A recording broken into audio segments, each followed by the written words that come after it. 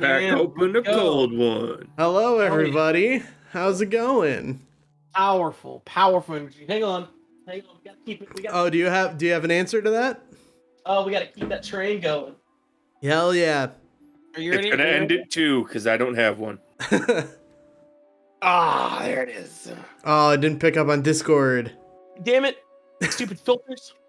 Fucking crisp filters. I knocked over all my snacks just to grab a Dr. Pepper to do that. Ah, shit. Anyway, welcome to the...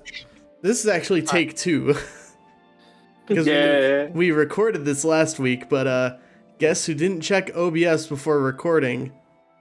This guy, right here. That recording was just... It was cursed to begin with. It was. There's a lot of technical issues. It was your fault. No, it was the weather's fault. It was the weather's fault. We'll put it in the hands of the weather. Maybe I'll throw on some bits from that are really funny at the end of this. But we're just gonna do a run through of what to expect from this little Eberron miniseries that I'm calling Dragonshard. Now, as for feel, I want it to be kind of like Brendan Fraser's The Mummy. Yeah, best movie. So yeah, we're definitely going a pulpy. Very, very pulp route. Basically, we're gonna try and get the vibe of the old, I don't want to say B movie, but that early adventure horror film feel. And not the B movie starring Jerry Seinfeld. Jerry Seinfeld, who once dated a 17-year-old while she was still in high school. Seriously? Yeah. That was while Seinfeld was on the air, too. Fucking... You can't have heroes, kids. Never have heroes. Never have heroes. Unless it's Brendan Fraser, in which case, go for it. He's yes. great. What a king. I'm just glad he's getting all his flowers now. Yeah, for real. Yeah. That dude's had it rough. Yes. Yeah, he really has. So, as I mentioned, it's going to be kind of pulpy. I was thinking about you guys starting on an airship. Ooh. Going to the capital of the country of Ondare, called Fairhaven. Yeah, I like the idea of an airship. Now, I don't know if you guys have looked at any Eberron stuff, like the dragon-marked houses or anything like that. I was obsessed with Eberron back in 3.5 and then forgot all of it. I know there are 12 houses, except there are 13, and that's kind of a running philosophy through the whole series is that there are 12 of things, except there's actually a secret 13th one. That happens a lot in that series, or in Eberron. You're saying things that are words? Eberron, baby! Yeah. Yeah, I don't know what that is. There are 13 dragon-marked houses. They're basically extended families that have things called dragon marks. Then there's the mark of warding, too. And then dragon marks are physical manifestations of the Draconic prophecy. It's a whole thing. Yeah, and you're gonna need, if you want me to know what it is, you need to explain every single pronoun. Okay, you say? The Draconic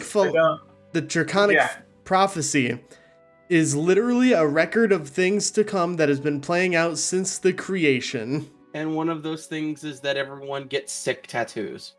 Yeah. Literally. That's what dragon marks are. So, Jesus Christ. Eberron, baby! So what you're saying is, it's like the Book of Ages from Jackie Chan Adventures, where in order to look at it, every single house has to have one of the 12 talismans. You lost me. Yeah. No. Remember, actually guys, doesn't.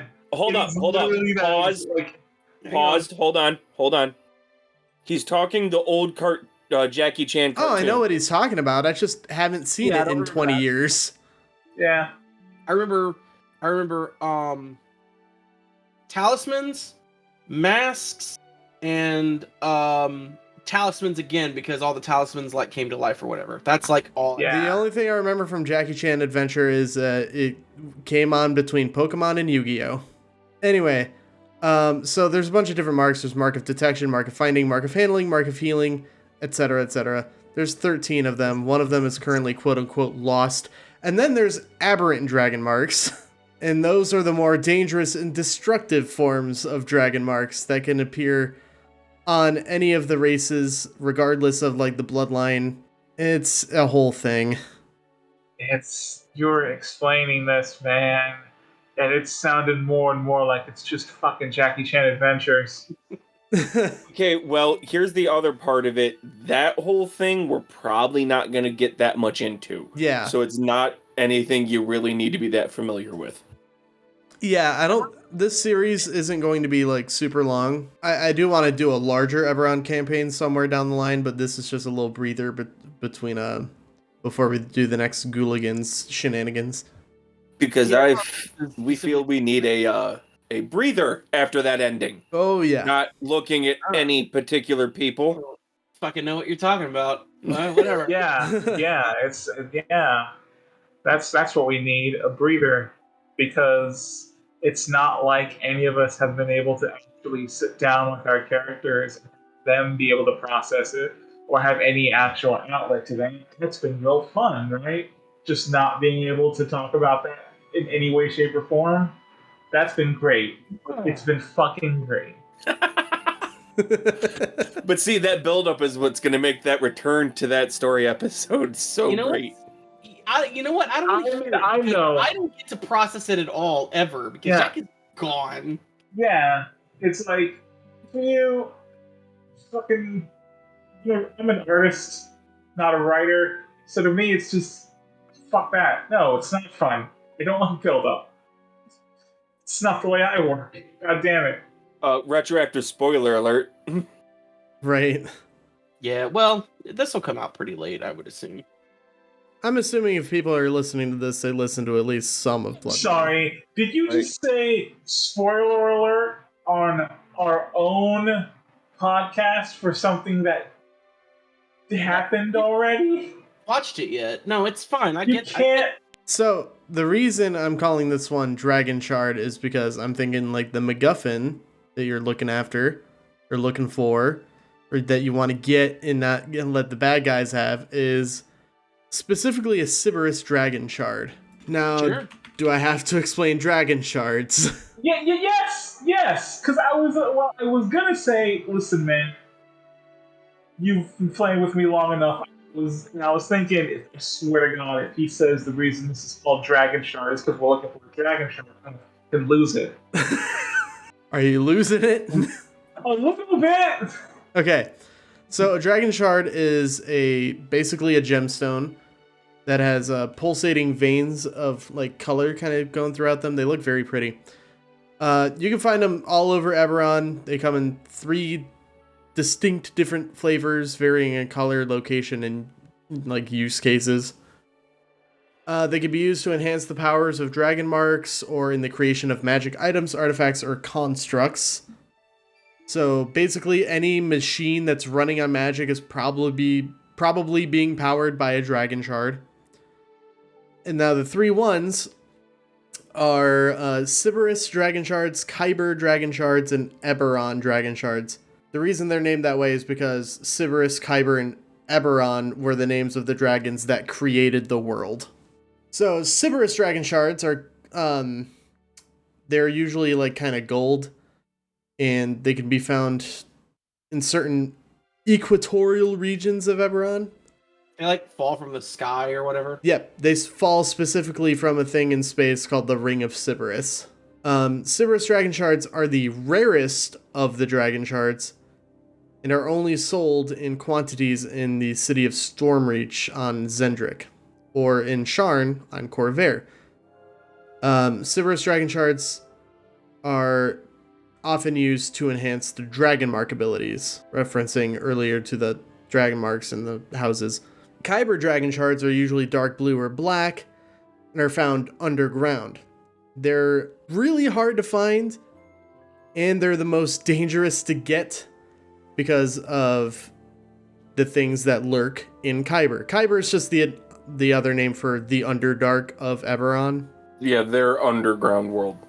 Yeah, that's where all like the deep gnomes and shit live. And now Kyber dragon shards are usually used for binding elementals to things like airships or the lightning rail, which is a train that goes all across Corvair. Or not, yeah, Corvair. They have a train. It's cool. Yes. And minor spoilers ahead. I do want to do a train thing. Hell yeah, train heist. Let's go. We're robbing a train. I'm down. Yeah, I have a lot of like set pieces that I want to use, like the airship that I mentioned. I definitely want to use that for like a big action scene. And then I want to use the lightning rail at some point because it's going to be dope. I'm down for that. And so Eberron dragon shards, they're also called bloodstones, but that's not going to be important.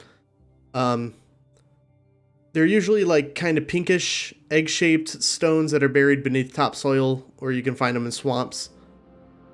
They're the most common dragon shards, especially on the continent that we're playing on, Corvair. And they're used in the creation of magic items, and they can be used as components for spellcasting. And that's the dragon shards. The one you're chasing is a Sybaris dragon shard, the rarest of them all. Crystals. Because supposedly, it contains the soul of a dragon. Dun, dun, dun. And that's all I'll say about that. I know your guys' sort of hard limits and soft limits, but if you want to reiterate them, you can, or we can move on. But just as a general thing, I don't expect things like racism, homophobia. I hit my M a little too much like a B, so it sounded like hobophobia. Yeah, I can't guarantee no hobophobia. Yeah. Okay, but anything systemic, hatred, stuff, that's not going to be a thing. I don't expect anything like sexual to turn up. But there will be descriptions of violence and blood and gore. Like maybe a femme fatale or two, but not anything going into... See, my character is basically kind of a femme fatale, so a little bit of sexiness might show up, but nothing graphic. Yeah. Like, yeah, we're not seducing anybody in this game. I mean, he might be seducing people, but it's just like, it'll be like in old detective novels where it's like, they embrace the black fade to the, Yeah, if anything comes up, we can always just fade to black. Nothing you wouldn't see on like TBS. Let's just go down the line here and do character descriptions and intros. And we can start with Jace. Alright. This time around, I am not playing a scaly person. I'm playing a dwarf. Depending on who you ask, dwarves can be scaly. Okay, I'm implying I'm not playing a dragonborn this time. I know, I'm just want to get real technical. I'm just making a crusty, dusty joke. Well, that's not... I wouldn't call that scaling so much as calcifying, but... Mom cuts the crust off of my dwarf. God. Alright, continue, Jace, I'm sorry. Yeah, we're just not even gonna entertain that mental visual. Nope. I am playing a armorer artificer. For those not aware, the armorer subclass for artificer basically gives me Iron Man. Yep. I'll be Iron Dwarf, basically. He's rough and tumble. If you know who Brian Blessed is, I'm going to be trying to play him to that kind of personality. That kind of big, boisterous, heart of gold, always willing for a fight, but like honorable kind of dude. Love that. To go with the whole mummy thing you brought up earlier, think Winston, except I'm not dying in a plane crash. Hopefully. Who? Have you Winston. not seen The Mummy with Brendan Fraser? Pilot, he's cool. He's the one that gives you him the said airplane. Winston, and I went to like the big monkey. Oh, from yeah. I won't lie. My mind did go to Overwatch. Yeah, because it's like the same thing. It's like, yeah, see, okay, yeah. I know. Yeah, no, that's the kind of way I'm playing him. I do have a couple of surprises up my sleeve with him due to how I have him built. Because basically he made the armor, but magic explosion, he is left, hurt and missing limbs, part of an arm and the entire other arm from it, and an eye. But with the being the magic inventor and everything, and the armor working, it works as his limbs, and his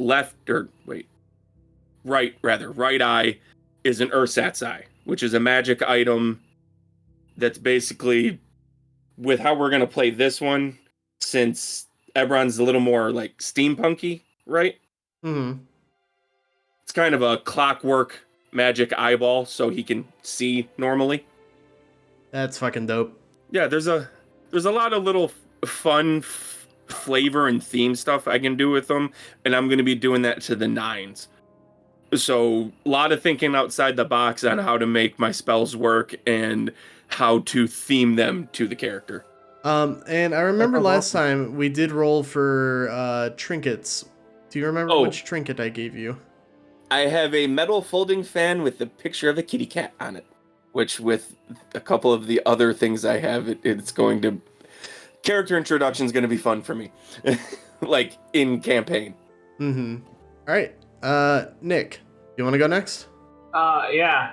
I'm gonna be playing. Ours. He's. What was the actual name? Like Changeling? That was it. Yes. Yeah. Changeling, who looks like a normal dude, and I'm playing. What kind of art? I'm playing an artificer as well, but I think you're an artillerist. Yeah, artillerist, that was it. Yeah, artillerist, artificer. You were going for more like, oh, he's kind of like Iron Man. He's making an armor, and I'm like, yeah, no, I'm just doing Spider-Man. Like he's gonna have like a web shooter and do Spider-Man stuff. He's got little spider buddies, homunculus. I'm not gonna be coy. I just woke up, so I'm too tired to be coy. So yeah, I'm just Spider-Man. He's a detective. It just seemed like fun. I do love that. I think we made the distinction that you were basically Spider-Man Noir last time. Yeah. Yeah. I remember bringing that up. Yeah.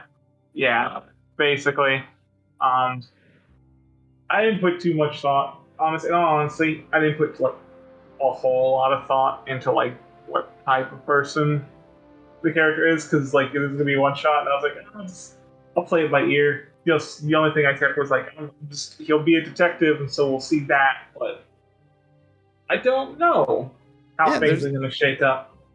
We'll see. I will say that I will. You know what? I will go ahead and put this out there. I have been playing a lot of Disco Elysium lately, so any of you have played that, you might know what's up. Yeah, I have not seen or played Disco Elysium. Yeah. It's a trip. One of my favorite games, but it's a fucking trip. Yeah. Oh, that is one you I'll put it this way. I am a stoner, and I make myself play that one sober because it gets weird. Disco Elysium gets weird. The breakdown is like, imagine you're playing a video game where you're a detective, but the detective you're playing is those detectives you see in every Batman thing, where they're the worst, most corrupt, worst at their job detective. Oh no! And the game never lets you get any better. Oh no! Yeah, you're. The best way I've ever heard it described is there's choices to make. Either choose this fascist thing to say or this racist thing to say, and that's it. You don't get to choose any other options. No, there's also the communist run through. Oh, that was the communist thing. It's like if Columbo was a massive pile of shit. Yes. That's basically the best way I can say it. Yeah, picture Columbo's level of ineptitude, but where like he gets those momentary flashes of, hey, wait a minute. I think if you play the game right and you get lucky on your rolls, you could maybe get there. Yeah. But it's wild. I think it's on my It wish is list. Columbo on every drug under the sun. Yeah. So I don't know where it's gonna go because, like I said, I was like, I'll just play how he actually goes by ear. But if you see me delving into like the old fat divorced Peter Parker from Into the Spider-Verse, only if he doesn't get better at the end of the movie, that might happen. Okay, gotcha. It's an incredible way to put it. Is that all for ours then? Yeah. Yeah, Alright. he's got like there's other stuff, but like I don't know if I can save that for surprises. Okay, cool. And now, last but not least, Josh. Hi, hello, it's me. So my character is her name is Lovelace Deshane. It's spelled Lovelace, but it's pronounced Loveless. She is a blood hunter, and she's a Dhampir. At one point, she might have been a vampire, and then she died, and then she woke up. And that's about all I'm gonna say in terms of like backstory. She is basically I've basically gone for Mina Harker from League of Extraordinary Gentlemen to the point where that is her profile picture on her character sheet. Very prim, very proper until the hunger kicks in, and then don't be anywhere near her. Maybe, probably not a good idea. Hangry. Very hangry, very. She's a blood hunter. That's kind of really it, honestly, in terms of vibes. Is like that kind of character. So basically, polar opposite of Grildir, like personality-wise. Yeah, I think so, probably. Oh, that's gonna be a fun dynamic. She's very prim. She's very proper. She can be cruel because she doesn't have the same moral compass that most humans do. Because she is like 460 something years old, maybe older, depending on how long she was a vampire. I don't know. So like she has her own goals and desires and will do her best to meet those goals and desires and kind of damn the rest of everyone else. She is a profane soul warlock. Which is basically, or not warlock, blood hunter, which is basically a warlock blood hunter. Like you get a patron and everything. Her patron is herself. Yeah. It's gonna get really weird and complicated, and I'm very excited for it. That's gonna be some really like heady shit. Yeah, because I'm kind of I gave the backstory to Matt, and I kind of just went, hey, figure out why this happened. Like, It's like, I have this idea, I don't know how to get it there, make it happen. I feel like if we're gonna like talk about like character creation, I feel like I'm very Taliesin Jaffe in my character creation of just like, I have this one idea, I don't give a shit about why, just make it happen. And I just hand like Matt the character equivalent of just like a wadded up ball of paper, and it's like, here, just make this fit somehow, if you can. Do what you can with that, and that'll be fun. I'm gonna enjoy that quite a bit. It's gonna be real fun. That's Loveless. Oh, excuse me, I have been under the weather recently. It's all good. It's that time of year. It is. It's almost spooky season. It is spooky season. Yeah, it is. I just mean it's almost Halloween. Look, as soon as it hits September 1st, it's spooky season. Yeah, I know. I work adjacent to retail, so Halloween started like 2 months ago. The same thing with Christmas. Don't talk to me about seasons. Another location I wanted to explore in Eberron was the Demon Wastes. Oh, that sounds inviting and fun. Lovely, yeah. Oh, don't worry about it. You know, there's just tribes of humans, tieflings, orcs, and also demons and night hags, Oh, and also rakshasas. Those are. those are they're the tiger tiger-headed demons. guys. Yeah, they're the tiger demons with the backwards hands. Is that like a thing? Yes. Yeah. Yeah, it's an actual mythological, I believe, Hindu? Don't quote me on that. It's always fun to see like what monsters exist and what mythologies exist. Yeah. And then trying to go and like, so did they just see like a fucked up cat at one point? Yeah, a Rakshasa is from Hindu mythology. Yeah, and rakshasas in D&D are bipedal tigers where their hands are literally reversed. Yeah, it's creepy. So like their right hand is on their left and their left hand's on their right. Okay, Yeah, see, I thought you meant yeah. So I mean, like they're backwards. And yeah, they close backwards the same way, and it's creepy. It's Yeah. That's not too weird if you think about it. It's a little weird. I mean, there's only two like species of animals that have evolved like their wrists in the direction of Earth, and it's like apes and humans. Like having your hands not close towards your body is probably like really bad evolutionary wise. Yeah. You can't protect yourself. I was gonna say, but like there's, like I said, there's only two species on Earth that like happens that way. It's like humans and apes. So the only two who do that, though. Which kind of points towards that being the good way to do it, then. Yeah, I mean, well, technically, every other animal has their things point like straight towards the ground. They don't have feners at all. So it seems like feners are the evolutionary dead end if you look at it from just like a general perspective. Maybe Unless you follow anatomy and find where the bones like translate over and show that they're in the same orientation.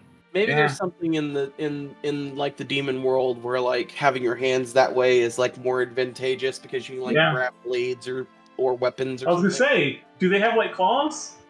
Yeah. They have claws. Yeah, so like their claws aren't always facing out. That seems useful. I've also been reading a lot of Animorphs, so I've been getting a lot of animal facts. So it's like that animal facts are kind of sticking in my head, and it's like, yeah, it is weird. You know, I mean, you think that sounds weird, but then like, you know, hey, fucking insects. How do that work? That's crazy. Have you thought about an insect? All the meat. Thanks. all the meat stuff's on the opposite. You know. The bones are all the hard thing on the outside, you know? Squishy thing inside. That's called a penis. It's crazy, man. I think you crazy. A skeleton.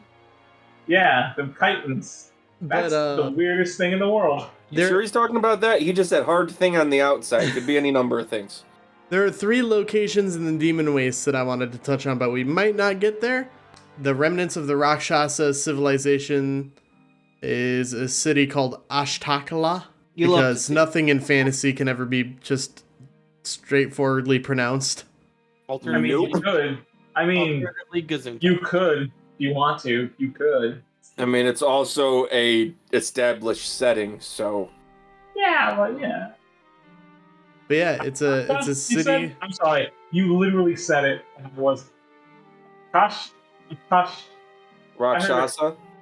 No, the city is Ashtakala. There we go. Ashtakala. It's actually easier to pronounce. Yeah, look at that. That's because I took my time to sound it out. Anyway, so it's a city made of basalt and brass. And that sounds like a city from hell if I've ever heard of it. Right. A lot of brass in hell, apparently. And it contains just like this huge library of like lost information. So I'm like you said that and you described that, so I'm thinking like a desert. Yeah. Okay. And there's another location called the Labyrinth, which is a natural like series of like caves, cliffs, canyons. Does it come with David Bowie? Unfortunately, no. Damn it. That's where the tribes of orc barbarians live. Oh no. Their job, their like duty is to keep people from unleashing whatever evil lies within the labyrinth. Right, that literally unlocked a memory. I remember that being like a touch point of the original Eberron, was that like orcs were not like wild, crazy barbarian. You know, that trope, they were instead like noble protectors and guardians. Mm-hmm. Eberron does characters or races a little different when it comes to what they're known for. At least some of them. Yeah. Which is awesome, honestly. And then there's the Lake of Fire. Hell? Nope, it is an active volcano. That was my second guess. And it's said to contain a powerful fiend. What fiend is that? I don't know. I have to click on this reference link. I don't have a copy of the Eberron campaign setting from 2004. Well, it's fiend. Just make something up. Look it up really quick, because while you look it up, I have a bombshell to drop on all of you, and this is going to be wonderful. Apparently, there is a Spirit Halloween the movie. What? They What? made a movie about and it came out this year, because it was reviewed by IGN this week, about a group of friends spending the night in a spirit of Halloween, and spooky things happen. Apparently, it's like almost like a Disney Halloween movie, like in Yeah, your yeah, I remember hearing about that. Yeah, I remember hearing about that. Actually, kind of looks pretty cool. Yeah, I remember hearing about that. I was watching a video about it. I was going to the Spirit Halloweens that had opened up again now and checking them out. And I remember him mentioning that, where it's like, this is like apparently like a. I just figured I would mention that because that's wild. I appreciate the detour. Hang on. I'm still searching. Sure. Yeah, no problem. And I can make up a demon. It feels very much like if they made a Spirit of Halloween themed Goonies. I was just thinking, Lord. like, imagine if they made like romantic comedies set around Specs, the store. Or a grunge movie called set around Spencer's. Yeah. Like, it Anyway, sounds weird, but that's been weirder. No, you want to know what's really weird? There's two. I just found out that there are count them, two Dead Rising movies that are part of the Dead Rising video game canon. Yeah. Really? They're not. Well, they're not really movies. They're like sci-fi original movies. Yeah, they're only like, and they're not that long. They're not like full length. I think they're only like 40 minutes or so long. Wow. They're part of the story, but it's not like you have to actually watch them because you're not really missing anything from it. No. Which is why they're allowed to be part of the canon. Because they don't interfere with it in any way. Okay, I couldn't find the demon, so I'm just going to say it's the ghost of William Shakespeare. Good old Billy Shakes. He's back. I mean, you could like Azazel. You could pick anyone. It's the ghost of Like William Shakespeare. I don't want to. And he picked the ghost of William Shakespeare. I don't want to think about it right now. But is there anything else we need to go over? I think that's all we covered last time, just with a lot more sidetracks. Yeah. Yep, I think that's about it for the setup. We'll see you guys whenever. We don't have the date for the first one that comes out, so just be on the lookout. Yep, keep an eye out for it. You can keep an eye on our Twitter. It's at AmbiguousPod. You can also like our Facebook page. It's Moral Ambiguity. Subscribe to the YouTube channel. I finally just uploaded the last episode of Blood Money today to the YouTube channel because I'm very lazy when it comes to the YouTube uploads. I'm not going to lie. It's a doozy. It sure is. Yeah, it's wild. Go listen to it before you listen to Dragonshard. Anyway, We'll see you guys when we start this bitch. Bye. Bye. Bye.